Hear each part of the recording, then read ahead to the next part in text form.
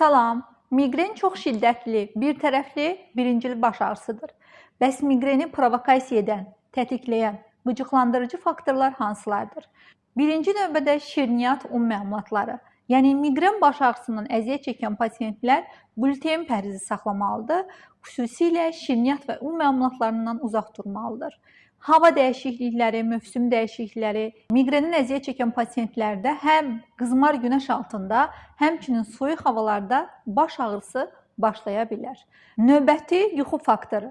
Yəni miqrenin əziyyət çəkən pasientlərdə həm çox yatanda, həm də az yatanda baş ağrısı ola bilər.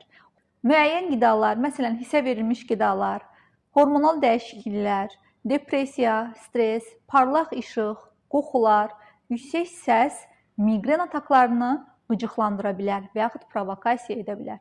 Özünüzdə və yaxınlarınızda miqren baş ağrısı varsa, vaxtında nevroloqa müraciət edin.